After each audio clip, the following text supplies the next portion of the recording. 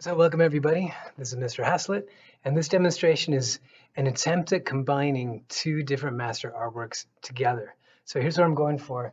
Vincent van Gogh's Starry Night. I'm going for this idea behind Piet Mondrian's work. Let me show you an example of that. So this is just a screenshot from a quick search. I'm going to go from this one, because I've got these verticals here. I see primary colors, the yellow, the red, and the blue. He went for basics, primary, first, beginnings. So what I'm going to try to do is I'm going to try to translate between those two. So we've got all these great swirls in Van Gogh, and then we've got those rigid designs in Piet Mondrian's. How do these come together? So this is a first sketch. This is going to give me an idea of what to go for from here on out. And I've done a little bit of pencil work here, but what I'm going to do next is a little bit of charcoal. I'm going to go over some of what I've done. And then what I'm going to do is I'm going to try to blend the two. So it's going to take more than one effort. This is my first go. What I'm looking for is I'm looking for some harmony. I'm looking for some shapes that are barred between the two. And how do you go from the swirly actions of Van Gogh to the vertical and horizontal of Mondrian? It's a good challenge. So here we go. With these curves, I'm going to just draw over these just a little bit to give me an idea, of those main shapes. There's this big swirl right in over here. And I see the moon right over here. And I see a little bit of the shapes behind. There's the bottom and the top piece. So this gives me a little bit to go on. Now I've done a little bit more pencil work underneath, but I actually don't want to do too much more with the charcoal because I've got to modify it from here. So I'm going to go right back to the Piet Mondrian, and I'm looking for some shared shapes. Swirls, I don't see too much, but there's something that happens between these clashing colors of the red and the blue. And I know in the sky I've got a yellow moon with the blue sky, so maybe I can put some of these against each other. However I do it, I've got to have some of this in between white and black. So even with this vertical and horizontal, I'm starting to get this curvish shape together. It's almost like really old computer programs where you've got that pixelation. If I can stagger up and then over with some of these shapes, I think this could work. So here I'm going to go between this and the other picture, and I'm going to show some of those lines and see if it works. I've got an eraser. So sometimes you just have to go for it and not worry about how it looks. You can always correct it a little bit later. It's easier to roll with things than to wait until it's just right in your mind and then go for it. Okay, so here I'm going to show some lines going across here and maybe down, across, and then down. So I'm trying to figure out where these geometric shapes can be. Here,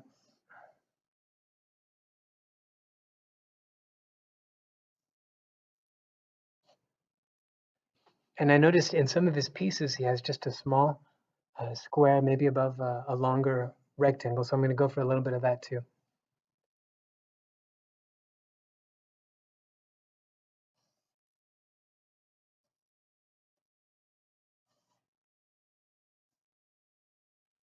Now I'm starting to see how these can match up a little bit more. Maybe with this moon, I can go for a larger square with another square out of it. I don't have to strictly stick with what Mondrian did. Because remember, this is a blend between the two. See how I did that? It's like a bite's taken out of it, almost like an old Pac-Man type style.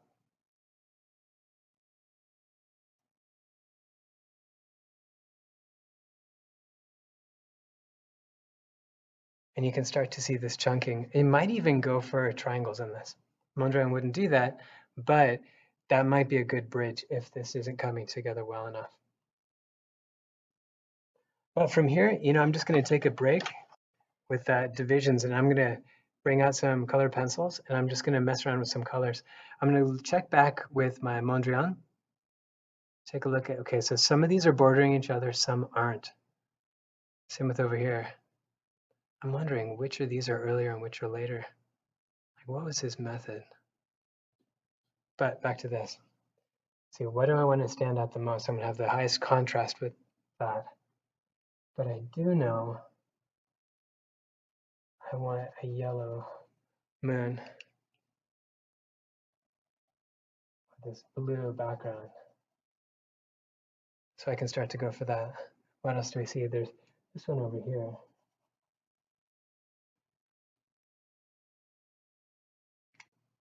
Okay, other moons. Let me go a little darker. Swirls. Not moons. I mean stars, of course. Now for that cypress tree that looks like a flame, I'm actually going to go for red. Hopefully this isn't too bright. We'll see. Now, did he ever have two colors next to each other? He did. I see a yellow example. So I'm going to do that too. And by he, I mean Mondrian. There, it's starting to come together. Starry night, Mondrian style. Now, what can I do about that swirl? Maybe I'll start to make some color in between.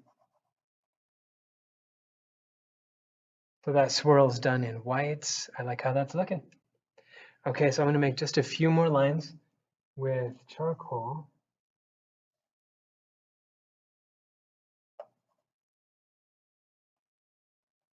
Just to help set it up. Maybe something, I need to balance that red, so I need some red on the right side. And I see that those hills like right here, those are pretty prominent. Here in the Van Gogh, it's the same darkness as that cypress, so I'm going to borrow that. That's why I've got red there. Okay, so you can just keep modifying it from here. So far, this is a successful experiment. I'm understanding a little bit better about how I can blend these. I can keep on going from here, but hopefully that's a good demonstration on how you too could combine two artworks, even as different as this curvy Van Gogh, this classic telltale Van Gogh strokes, and Piet Mondrian, very linear and geometric. Thanks for watching.